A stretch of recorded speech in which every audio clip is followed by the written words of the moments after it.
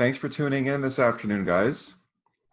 I know it's kind of a strange time in the world, in the industry as a realtor, and Zoom has really become our lifeline. I'm sure I'm not the only one. It's really been a time to be creative and to really collaborate through technology, both with our clients and with each other as an industry. So I thought I'd take this opportunity just to have more of a mastermind. When I first started these monthly calls, they were Q&As. So they were basically me just taking random questions and answering them. But then I've converted to more of a collaborative conversation so that everyone can pitch in. I can see you, I can hear you, and we can all kind of have a group mastermind just to exchange ideas and to help each other out. One of the big challenges right now, obviously, is not many people are comfortable going out, and Zoom has become a great tool just to keep the engagement levels high, to keep the conversations going, to check in with our clients. And I thought that this would be a good chance to talk about what's working out there, sharing some success stories, what's not working, what are people challenged with, and also just talk about online marketing and online lead generating. So if anyone has any questions about Facebook ads, Google ads, feel free to ask me. I'm happy to help you in any way that I can. But what I'd like to kick off with is, who wants to share a success story? Tell me something good. What's happened that's been a win for you lately? Whether it's showing a property, whether it's having a great consultation. Some people have been doing Zoom buyer consults or investor consults via Zoom. Has anyone listed a property lately? Has anyone done a deal lately? Tell me something good. Whoever's ready to share, I'd love to hear it. You can either speak to the group or you can just use the chat bar. Tell me something good. Who wants to share a win? I hear someone laughing. Who's that, Moni? That's me. That's me. Moni, how are you? Good, thank you. Nice While I to was see you here. watching your webinar last evening, Mm-hmm. I got a call from a client of mine. We've been working together, various deals, and she saw this property, and she said, "Oh, Moni, that's the right property for us." Okay, that was 5 p.m. By 9 p.m., we had a deal wrapped up. Wow, fantastic. But we were in competition, huge 11. There were 10 others. Really? Yep. Where was the property? Kennedy Road, Kennedy and Shepherd. So Scarborough? Yep. 10 offers. Wow. Was it positioned for multiples or were they just organic offers? Position for multiples. So you saw it the day of the offers. That's right. And you were able to get the deal done. Yes. Wow. Congratulations. That's impressive. Yeah, but if only things happen like that every day. Yeah. What a nice business that would be if it always worked out. Well, it sounds like the stars aligned for you, my friend. That's amazing. I know that it can be very difficult working under last minute circumstances, especially in a bidding war situation. Yeah. So well done. That's amazing. Congratulations. Thank you. Yeah. It's interesting because when this whole pandemic started to become really serious, I would say like in Ontario, it was around mid-March when the state of emergency was declared. We didn't see any activity. Everything pretty much came to a grinding halt. But then over the last 7 to 10 days, I've seen a noticeable surge in activity. A lot of people have been reaching out to me, buyers that have been on the fence or just reluctant to get out there, because I think the initial shock is definitely behind most people. And I think we're in week 7 right now, and people are just sick and tired of sitting at home and they want to get back into their routines. They want to get back into the rhythm. So it's nice to see that I've definitely had a lot of people reach out. I've had about 4 or 5 buyers reach out over the last week that I've been showing properties to. And I'm seeing bidding wars as well. I'm seeing more multiple offers. I've been showing homes in Riverdale, Leslieville, East York of Toronto. and places are selling within a couple of days, some of them for over asking and multiple offers. So the tide has definitely turned, at least in the Toronto market. I know that we have some students from across Canada, but it's great to see the market start to pick up again. Yeah. Has anyone else noticed the shift? Do you have any other experiences to share? Clients? Has anyone been out showing properties recently? Ada, Joanna, I'd love to hear some of your experience. Leo, what have you guys been seeing? Has anyone been connecting with clients lately, checking in? You know, right now it's a really good time to just check in on everyone and just ask how you're doing. You know, it's great to be out there doing business right now and writing deals, but it's also very valuable to just be there for your clients because there's a lot of uncertainty. There's a lot of people that are feeling uncomfortable about the situation and the future. And when you could just be there as an advocate and as a leader to your clients, even if they're not ready to buy now or sell now, once the clouds kind of part and the sun comes back out, you know, all those nurturing those relationships now and planting all those seeds will definitely, I think, be a great investment in our business down the road. So I know that over the last 6 weeks, I've had a lot of calls. I've sent out a lot of text messages. I've had a lot of Zoom buyer consultations because I've continued to lead generate, and the lead generating hasn't slowed down. I've actually seen more activity through Google Ads and Facebook because more people are at home, so they're just browsing the internet. So again, even if those people aren't necessarily ready to buy now, I'm still focusing on planting those seeds and, you know, nurturing those relationships, getting into rapport, and just, you know, sending people listings, educating them. So that's one thing that I think is really important right now, is to just invest in the equity of our business, even if we're not necessarily out there showing homes. I think that's an investment that will pay huge dividends. Does anybody else want to share any experiences? Hi, Abad. Nice to see you here. How are you? Thanks for joining. How are you doing? Good. How are you? Good. I like your background. Thank That's you. pretty cool. I need to get one of those. So what's your experience been, Abad? How have things been treating you out there? Are you connecting with clients? Have you shown any properties recently? I showed a couple times. The thing is, the buyer thing is the market is going to slow down. If the asking price 900, they think people can sell 800, 750. But I explained them it's not going to work like that because the price is not that much below us so far now. So, and I showed them all data that sold last month, right? I have a 2-3 client. I took a risk and I showed them the property. Mm-hmm. I'm putting one house on the listing this week. I'm doing the renovation. So hopefully. That's great.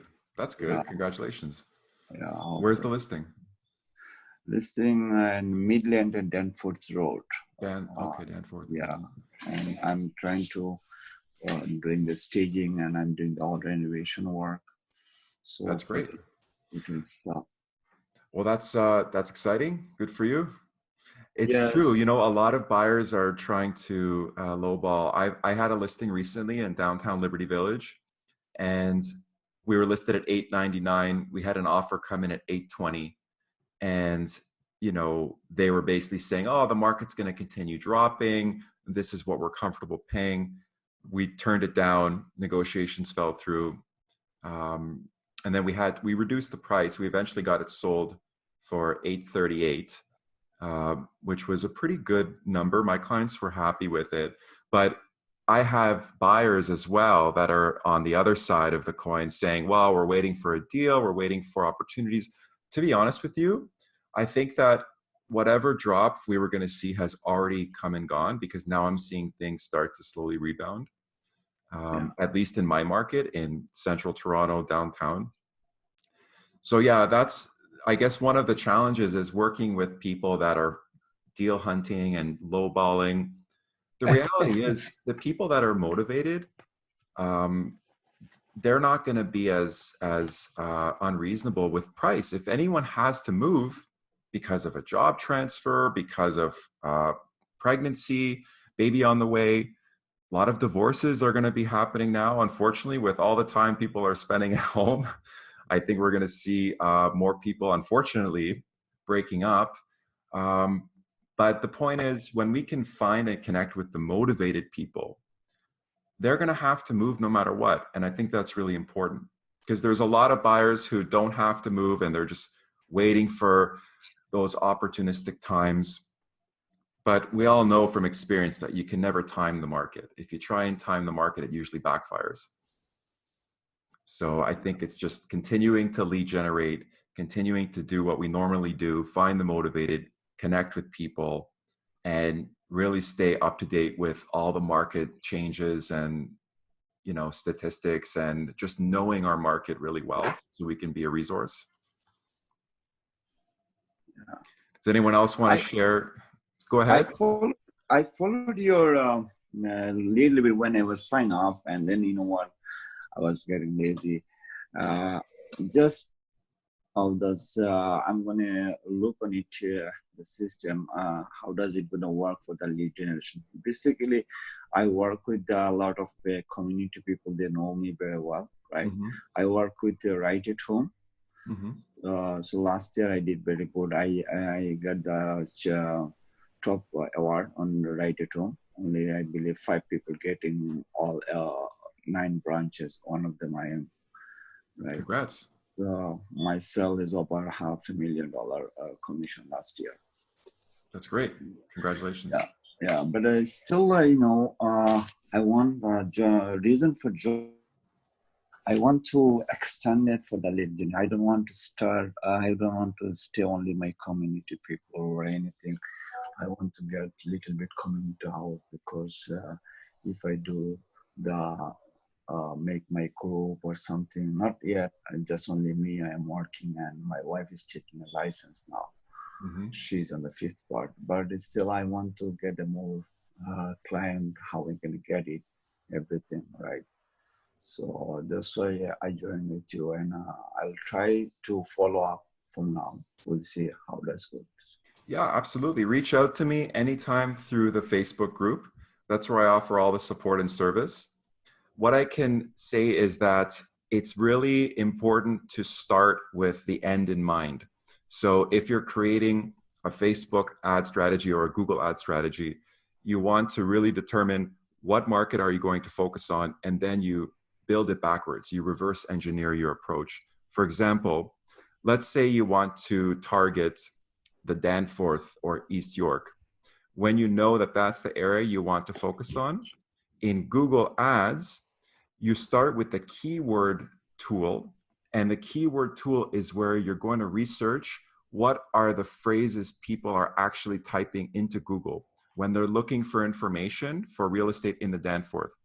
Are they typing in Danforth homes for sale, East York homes for sale, Danforth houses for sale, East York houses, Danforth real estate for sale? What are the actual words they're using? And I have a video specifically that shows you how to determine that. Because if you see certain phrases that generate hundreds of searches every month, you know that that's a sweet spot and that's a good search phrase, the keywords to focus on. And then you use those keywords in your campaign.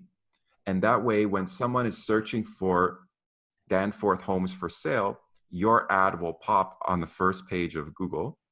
And then they click on it, they fill out a registration form, so they get directed to your landing page after they click on the ad.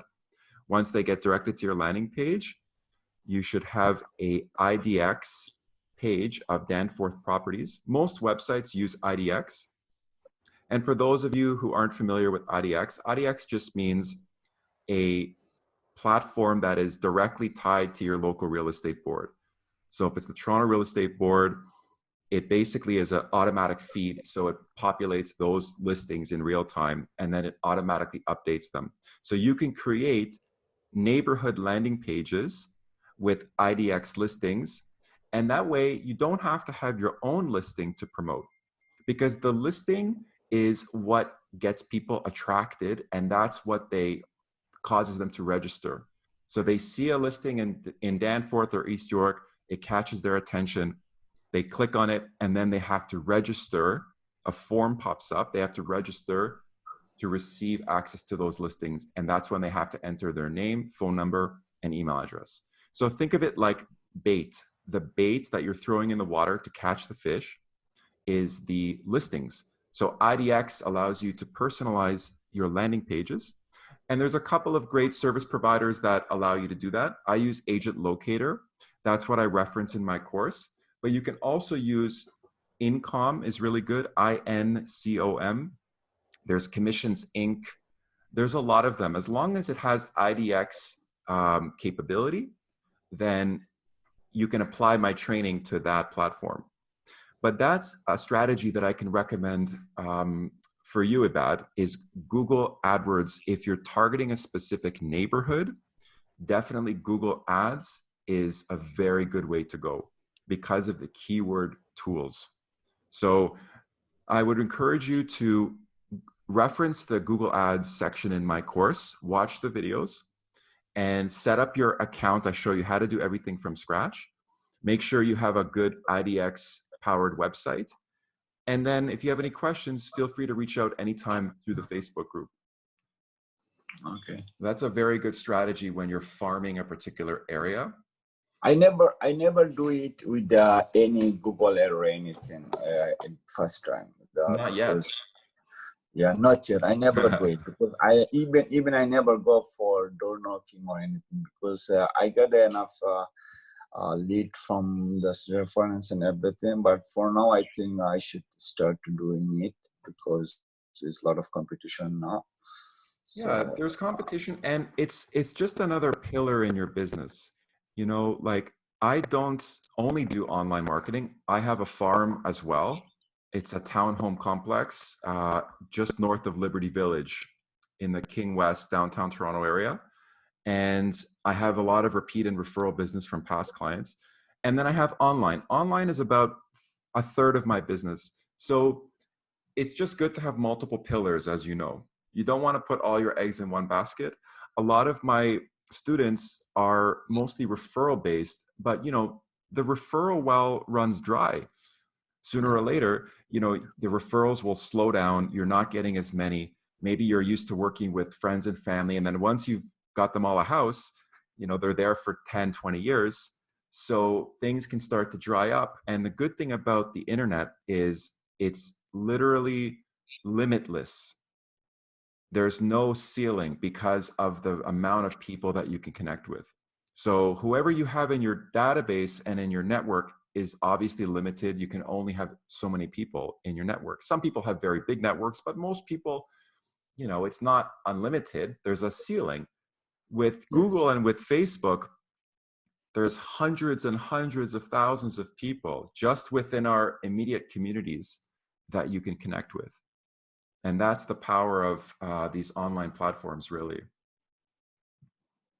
Hi, Jason. It's Joanna. Hey, Joanna, how are you? I'm doing okay. I'm just starting. You know, I signed for a website with Income. Okay, great. I just got the website a couple of days ago. Still trying to figure it out. Mm-hmm. Not much help from the service because they're overwhelmed right now quite a bit with phone calls. Mm-hmm. So basically, to get any help, I have to wait about 24 hours. I'm just kind of rethinking the idea of being with Income since all your instructions are on Agent Locator, right? Right. So to figure out the back end, it's kind of difficult for me right now, how to, because I'm really interested in targeting a neighborhood. So the Google Ads would be the best way to go, right? I think so. If you're focusing on a particular neighborhood, yes, Google Ads is the way to go. And what I noticed in your course, when you go to Google Ads and check the traffic, they're quite precise when it comes to the number of people visiting, right? Right now, I noticed that they changed that. It's just between 1K, let's say, and 10K. It's a huge, huge It's a big range. range, So right? the only reason they do that is in the beginning until you start spending money. Once you start spending some money, then they give you the more accurate ranges. Okay. And the reason why is because they had a lot of people taking advantage of that feature who weren't paying customers. So there was a lot of people that were signing up for a Google Ads account just to use the keyword tool to get that data, but they weren't actually running any paid ads. So now they made that change where in the beginning, you're going to have wide ranges. You can still get a pretty good idea of where the most traffic is, but I agree, the ranges are pretty wide. But once you start spending a little bit of money, and not much, like literally just, I think, $50 or $100, then they will start to give you the same accuracy.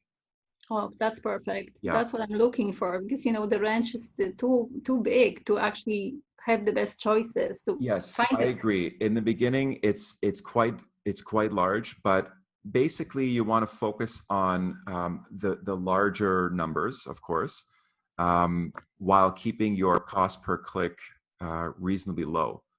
So the most important thing is that you have at least a few hundred average monthly searches, because if you have less than that, you're not going to get much traffic. So a few hundred, ideally, 400 or 500 or even 1,000 average monthly searches is really good as a starting point. So I know in the ranges they have like 0 to 1,000, 1,000 to 5,000 or 10,000. So 10,000. Yeah. Yeah. So anything over 1K, you're going to get a lot of traffic, because you're going to have so many consistent searches every single day for people looking for those phrases. And then Jason, when you talk about searches, again, 400 to 500 searches, is that impressions you're talking about? No, that means the number of times that people are physically typing into Google search Mississauga homes for sale, or detached houses in Vaughan, or King West condos. So it's the monthly average of the number of times somebody performs that search inquiry. They physically type in those words, which is very, very powerful, because that shows you the demand for those types of keywords and what people are looking for.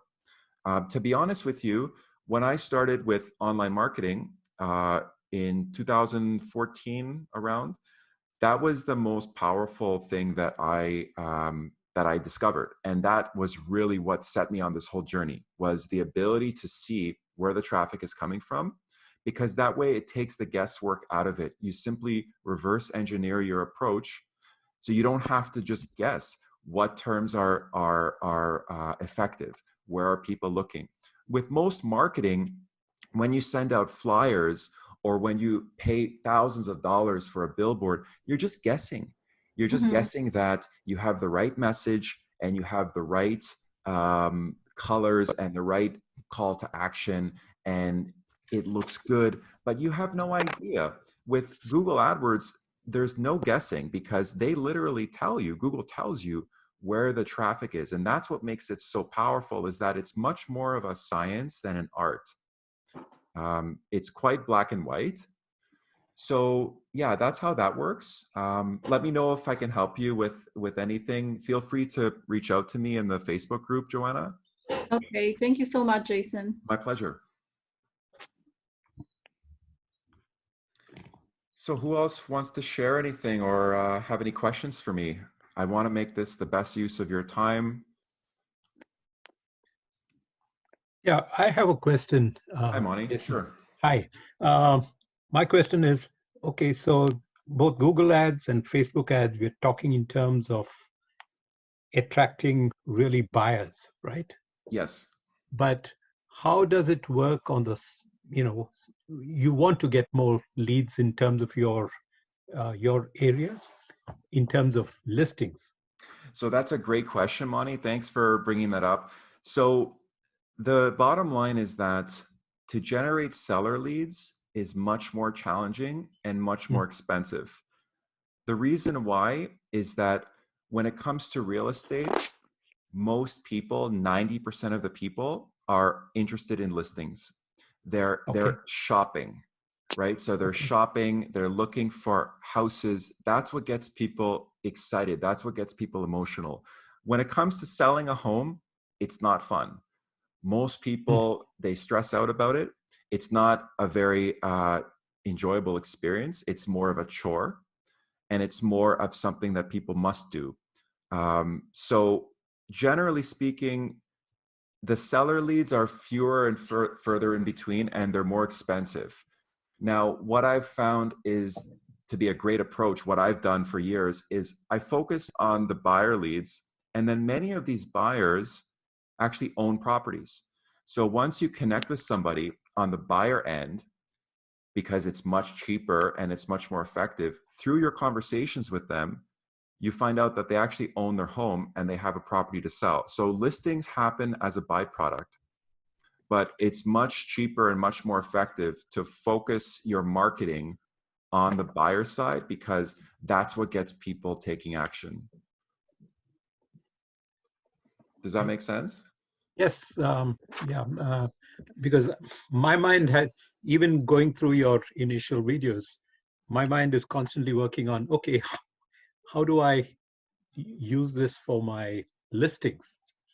Because so I have a couple videos on generating seller leads, and it does work. You're just going to have much fewer of them, and they're going to be more expensive. More expensive in terms of per lead? Yes, correct. Okay. Correct. Just because the dynamic is very different from a seller mindset online, right.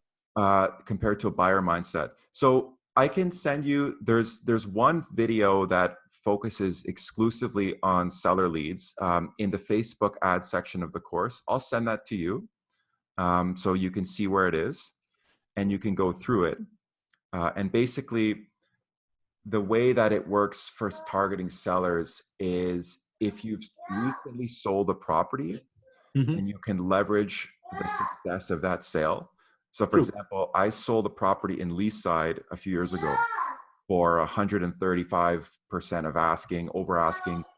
And I used that sale price. I didn't specify the price because of privacy, but I said sold for 130% over asking.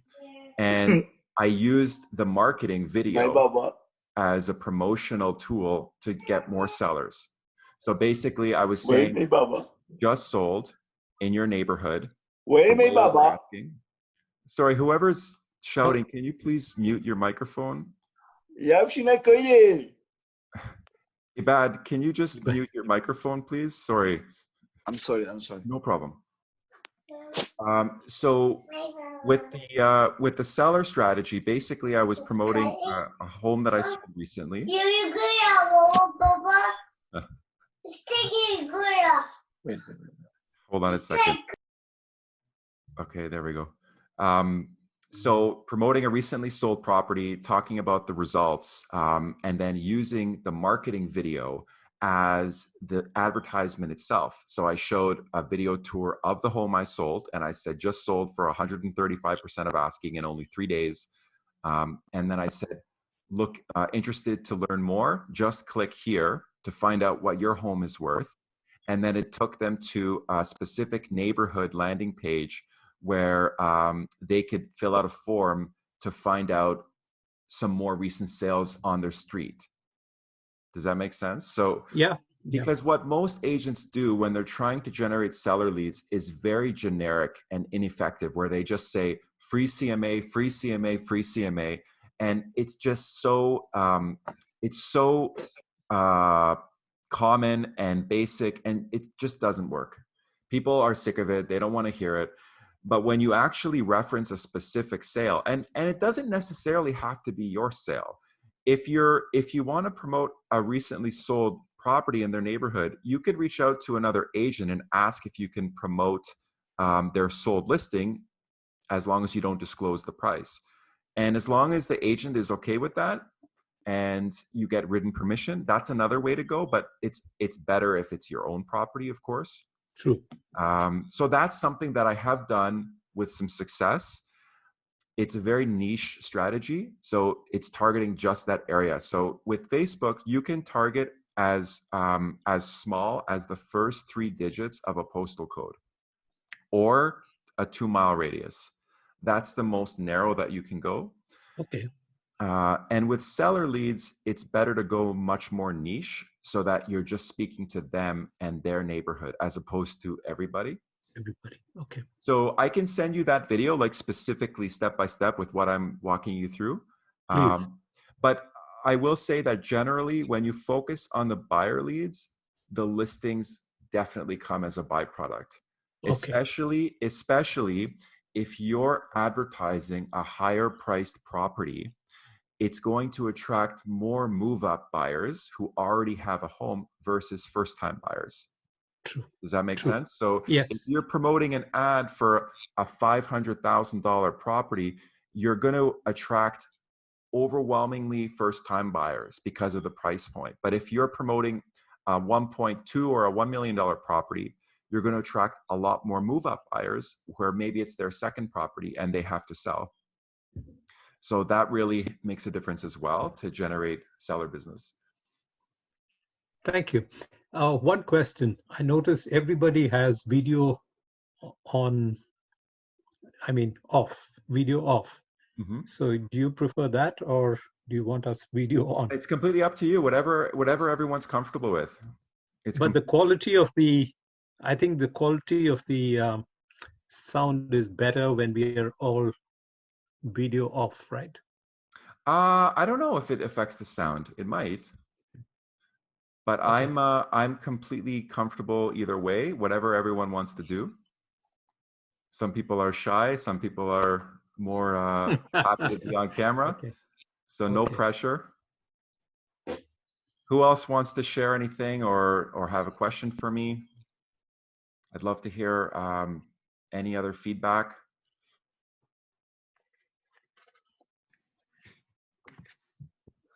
Who else has any questions or needs clarification, or tell me something good? I'd love to hear some more success stories.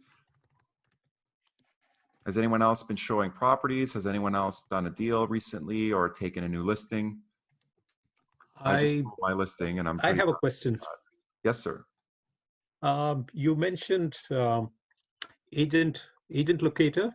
Yes. And you mentioned, and I think somebody mentioned income. Yes. Right.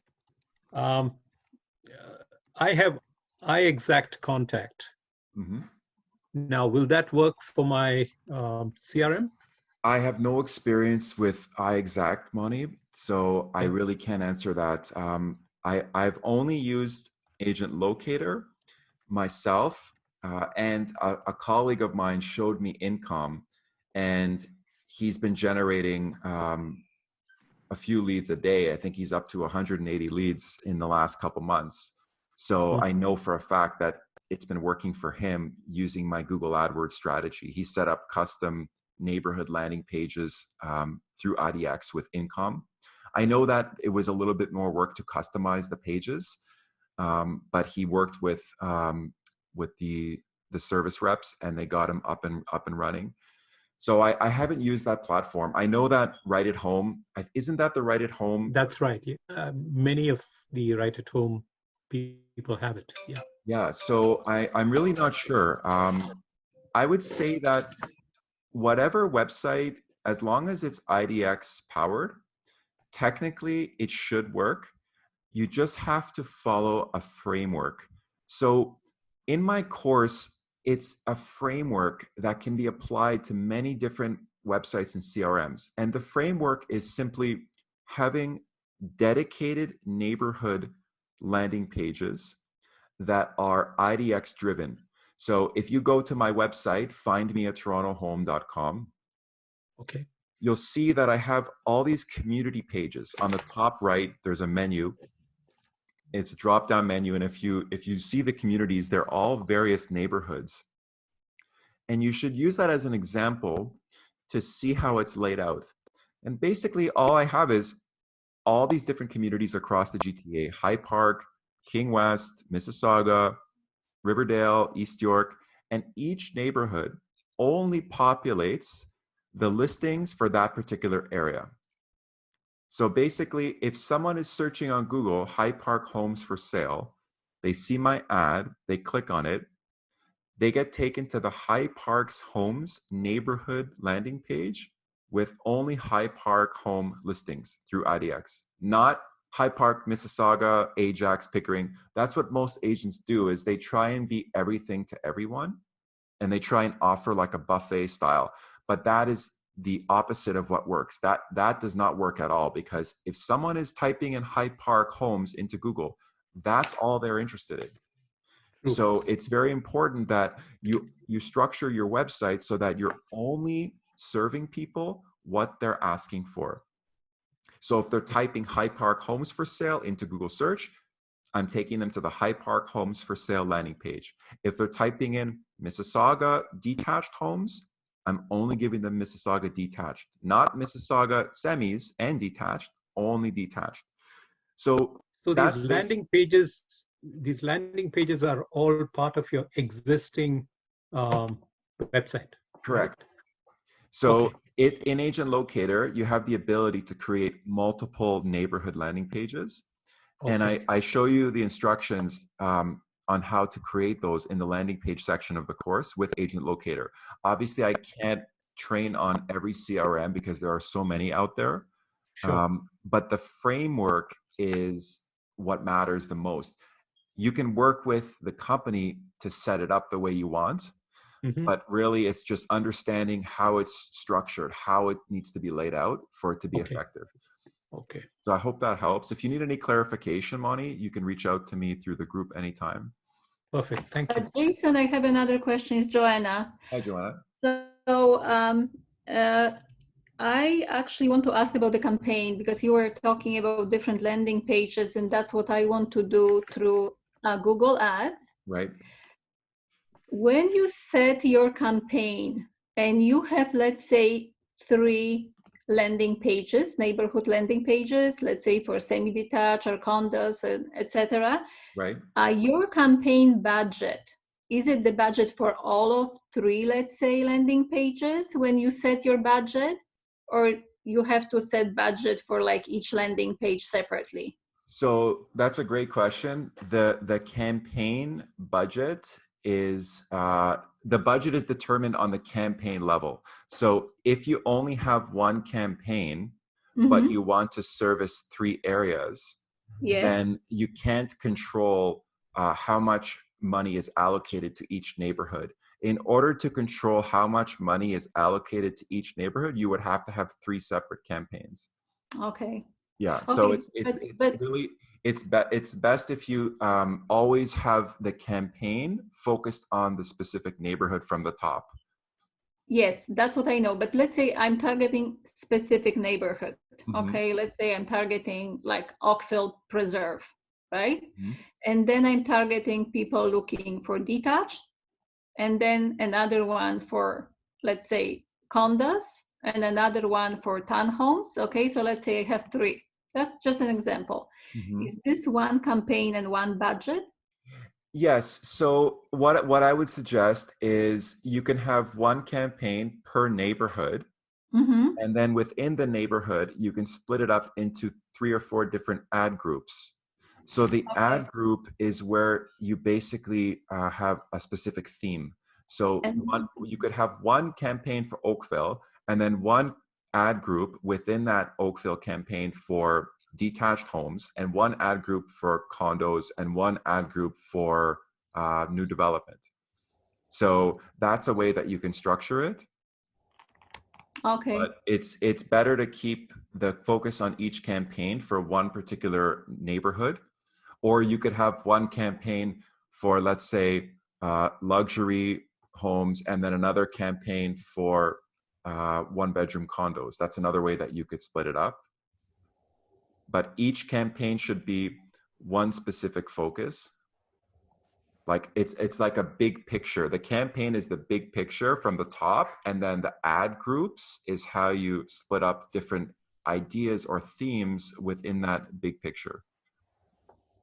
Okay, thanks. Yeah. So basically each group has their own landing page, right? That's what you're saying. Correct. Exactly. So the campaign is the hierarchy from the top is the neighborhood, and then each ad group should point to a different landing page. That's right. Okay. So, Okay. And so the budget is for the whole campaign.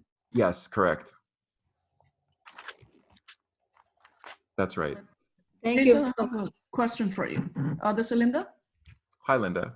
Hi, Jason.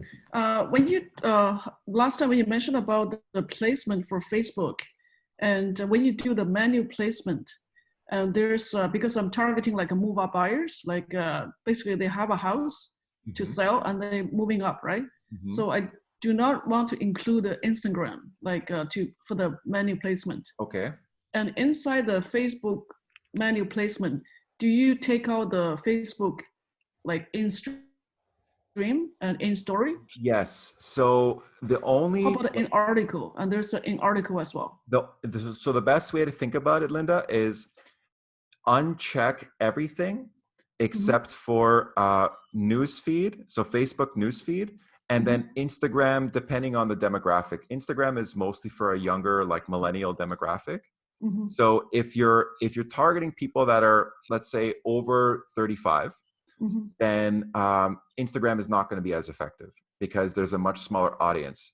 So I only ever use Facebook newsfeed, Facebook mobile, and then occasionally Instagram. I always deselect, uncheck everything else. So in-stream videos, stories have to be a very specific format because stories are maximum 15 seconds. They're vertically oriented as opposed to the newsfeed, which are more horizontally oriented. So the story ads have to be specifically formatted to show properly on someone's phone vertically. And they're only 15 seconds long. What that means is if you have a 1-minute video that you're also showing on story ads, it will cut off automatically at the 15-second mark. And also for stories, in order for them to go to your form or go to your landing page, they have to swipe up. They literally have to push on their screen of their phone and swipe up. Whereas with newsfeed ads and everything else, they click a button. So the point is, if you're doing a story campaign, it should be on its own and you should format very specifically. I don't do story ads. I've heard that they're pretty effective, but I personally haven't tried them. So How about the marketplace, like Facebook marketplace? Actually, check it off, right? I never do marketplace. I've tried, and the results by far are the most effective with just newsfeed and mobile, nothing else. So Facebook newsfeed and Facebook mobile. Yes. And again, I haven't tried stories yet, but I've tried everything else. I've tried in-stream videos. I've tried, the sidebar. I've tried marketplace, and they were not nearly as effective. Okay, great. And the simple reason why is because most people's attention is on the newsfeed. When you're on Facebook or on Instagram, 90% of your attention is scrolling through the newsfeed. So you want to appear where people's attention already is. And that's why it's so much more effective. Okay, So thank you so much. Stories are worth experimenting with. You can try them, but just keep that in mind about the formatting difference. You're welcome. I'm glad you're having some success, Linda. It sounds like you're starting to generate leads.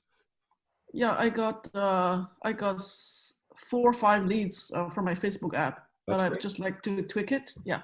Nice. Congratulations. Yeah. And that was using the Facebook lead generation style with the form that pops up? Yes. Yeah. And what's nice about that is you don't even need a landing page, right?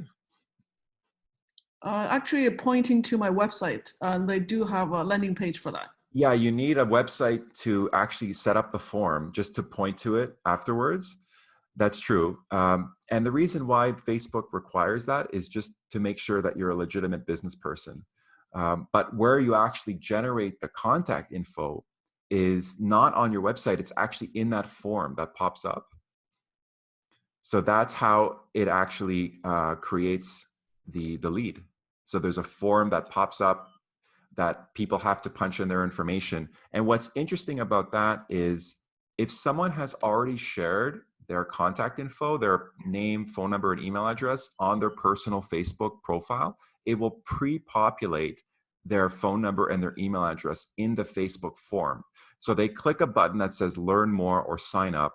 The form will pop up, and about 60 or 70% of the time, their information will already be pre-populated, which is very powerful because it saves them from manually having to enter their information. And all they have to do then is click one button, submit. So that's what makes the lead generation campaign type very powerful. For anyone that wants instructions on how to set that up, if you go into the group, you'll see the very first video on the top is how to set up a Facebook lead generation campaign. I've marked it as an announcement, so it's the very first video on the top of the page, and it walks you through step by step how to get that up and running. Actually, I have a second question for you, Jason. Sure. Like, would you recommend if I'm going to do a webinar campaign? Like, how do I do it more effectively? Like, for example, like a home buying seminar or something like. So that's a great question. I actually just had that conversation with Fatma, one of our other future-proof agents. And the best way to do that would be a traffic campaign. And the reason why is whenever you're sending somebody to a registration site, if you're doing a webinar, you're going to send someone to a page, whether it's a Zoom registration page, or if it's a custom registration page, or it could be through Eventbrite. But you're sending somebody off of Facebook onto a landing page, essentially. So that's most effective when you use the traffic campaign. So traffic is the best when you're actually creating interest, capturing someone's attention, and then sending them from Facebook to a website. And then you would have to create some sort of registration page for that webinar. And the reason why is you want to have more information. You know, if you're listing a property and you have a photo of that house or that condo, and you have some information, and you have a simple call to action, want to learn more, sign up below to receive the listing. It's very simple. But if you're trying to get someone to commit to, let's say, a 90-minute or a 60-minute webinar, you want to be able to sell them more. You want to be able to provide them with more information. And the way to do that is to send them off of Facebook onto a website that talks about the webinar and what they're going to get if they attend and why it's amazing. So to do that, you have to use the different campaign types, and traffic is the best way to go. Okay, I'll explore that. Yeah, thank you. Yeah, check that out, Linda. You can do, if you're doing it through Zoom, you can just do like a simple Zoom registration page. That would be a pretty straightforward way to set it up. Okay. Thanks. You're welcome. I'm glad you're having some success. Keep going. Yeah. Does anyone else want to share any success stories or wins or any challenges? Anything else I can help you with? This is your time, guys. I want to really make the most of it. Don't be shy. If your camera's off, we can't see you.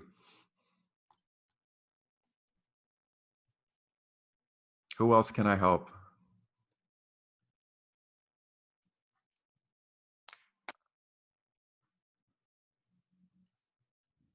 So one thing that I can share that's been working well is for listings, I think it's really important now to have the 3D virtual tours. So before COVID-19 happened, a lot of agents would use like a very basic virtual tour where it was just a series of images, like a slideshow.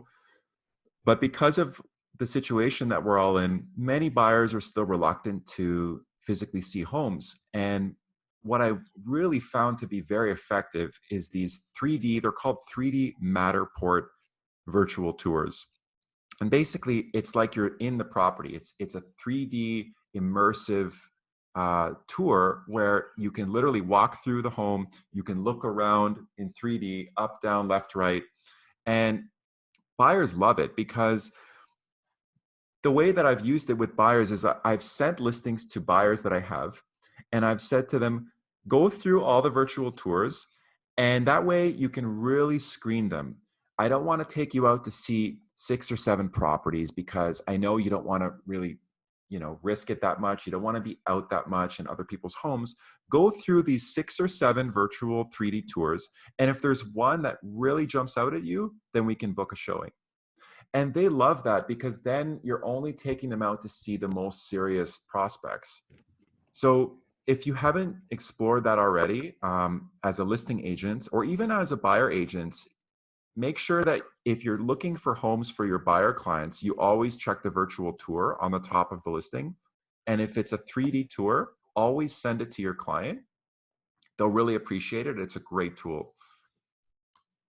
So I use that on my listing as well. And we only had 2 showings, but both of those showings turned into an offer because anyone that's seeing properties right now is generally going to be pretty serious, I think. And there's a great company that I use called Real Vision for anyone that's interested looking for a referral. Real Vision, they did the 3D tour and the photos for my last listing, and I was very, very happy with their service.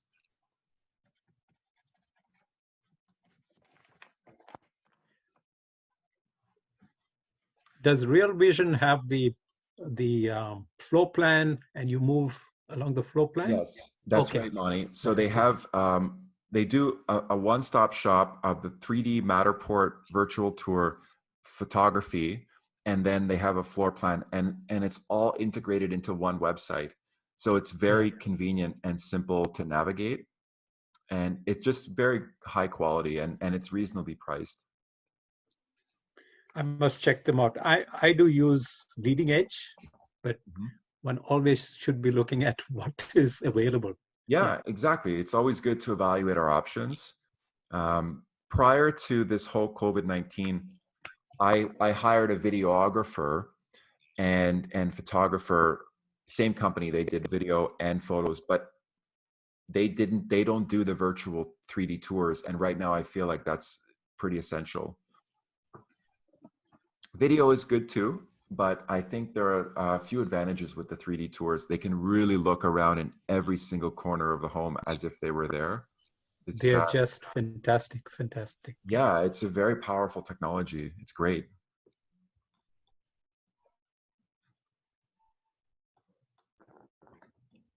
The other thing that I think is really helpful is just doing Zoom consultations with buyers. A lot of agents assume, oh, no one wants to really talk about real estate now, or, I'm not going to call anyone until this is all behind us. But the truth is, I've had some buyer consultations recently with some first-time buyers who are not ready now to go out and see properties, but they need to get educated on the process. They need to know how to prepare and get their ducks in order so that once things return back to normal, they'll be in a good position to get out there. So I've done some first-time buyer Zoom consults recently with some Facebook leads, and they were great. They really appreciated it. I answered all their questions. I walked them through the process, just like I would do normally in person, but this time it was through Zoom. And to be honest, it's just way more convenient for everyone too. You don't have to worry about getting in your car, sitting in traffic, finding parking. So I think once we come out of this, a lot of clients are going to prefer Zoom versus traditional sit-down meetings. And I didn't mind it at all. I was in my sweatpants. I mean, I had a dress shirt from the waist up, but as long as you look professional from the waist up, you're good. So I was pretty comfortable. So yeah, embracing technology right now. So obviously from a lead generating perspective, it's very important to understand how to use these platforms, Google, Facebook, Instagram, landing pages, and that's what the course is focused on completely. But I think it's also really helpful to embrace some of these other tools like 3D Matterport, virtual tours, and Zoom, and digital buyer consults and buyer seminars, because they all go hand in hand. I mean, Facebook and Google is the way to generate the lead, but once you've generated the lead, how do you continue to nurture that relationship with the physical limitations that we have right now? We might be physically distancing ourselves, but digitally and virtually, we've never been more connected. And I think that's ironic, and that's part of the silver lining through this whole experience. The digital consultation offer, I guess it's part of one of the letters that go out. Sorry? When somebody clicks and asks for information, they give you their information. Yes. And so you're in touch with them. I noticed your letters that go out. Oh, the emails, you mean? That's right. Mm-hmm. So is that part of that? No. So those emails, Moni, are just basically part of my advertising campaign. So I generate the lead, and then I always call them immediately. But many people don't answer the phone right away. I'm sure you've noticed, lots of people will screen their calls. They won't answer. The emails go out automatically just as a way to engage and basically break the ice and to create some conversation. So what's very effective about the automated drip emails is they're going out regardless of what you're doing. So they're emails that you've pre-written. So the campaign that I shared with you, I spent a whole weekend in my home office writing out the emails. I wrote them once, and then I programmed them to go out over a specific period of time. So the first one goes out when they initially sign in to provide their contact info, and it just thanks them and acknowledges them for visiting my site. So it creates that first impression. Now I'm calling that lead right away, but if I can't get on the phone with them, they're going to continue getting these emails over a period of time. So the next one will go out the next day, and it'll say, hi, Mike, and it'll populate their first name automatically that they've submitted into the contact form. Most CRMs allow you to auto-populate, so it sounds like a personalized message.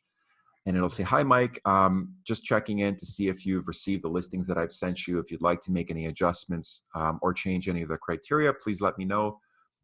What type of home are you looking for? So it'll always be short, punchy, and end with an open-ended question. The whole point is just to get engagement and get them to respond. Once they respond, then you can hopefully move the conversation forward, and you can build rapport, get into a relationship, and then book a Zoom buyer consultation. So you can kind of take things to the next level once they initiate some conversation, and you can say, hey, I'd love to have a Zoom consult with you one-on-one just to educate you on the process or get an idea of how I can help you in terms of your real estate plans for this year. And then just kind of build from there. Out of curiosity, Jason, when you call immediately your lead, yes, and you have no response, do you leave a message? I used to leave messages, but I stopped because nobody ever called me back. Exactly, that's one thing. He's a little bit pushy, right? Yeah, I personally don't like voicemail. I think that it's just very ineffective. What I do is if they don't answer, I'll send them a quick text message, and I'll just basically repeat what I would normally say on the call. Thank you for registering. I see you're interested in Etobicoke homes for sale. I'd love to help with your search. What type of home are you looking for? And then I'll just continue to call them, email them, and text them. Sometimes people just won't respond, and there's nothing you can do with those people. But what's great about the automated emails is they go out independently of whatever you're doing. I'm showing homes, or I'm at home with my family, and the emails are going out, and every once in a while you get a response. And I've actually done deals from people that responded 6 or 12 or 18 months down the road, who didn't answer the phone. I would try to call them, they would never answer, but then out of the blue, they responded to one of these automated emails. And then that led to, more conversations, which eventually led to showings, which led to doing offers. So it's a combination of everything. To be honest with you, the phone, in my opinion, is still the most powerful tool to connect with someone after you generated the lead. But again, you can't always connect with everyone by the phone. Some people just are much more comfortable emailing.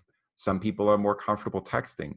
And what I've learned is always do things on people's comfort level, never on my mode of communication, but whatever mode of communication they prefer. If they prefer text, we'll text. If they prefer the phone, we'll talk on the phone. If they prefer emailing, we'll email. And that's really helped me just build my business, taking that approach. Yeah, thank you so much. My pleasure. All right, everyone. Well, does anyone have any last minute questions or comments before we wrap up? Okay, guys, thank you so much. Thank you so much. My pleasure. Thanks for tuning in. I hope this was helpful for everyone, and happy lead generating. We'll get through this soon enough. Stay positive and reach out to me through the Facebook group if I can help anyone with anything. Have a great afternoon, and I'll talk to everyone soon. Thank you, Thank Jason. you. Thank My you. pleasure. Thank you, Jason. Thank you, guys.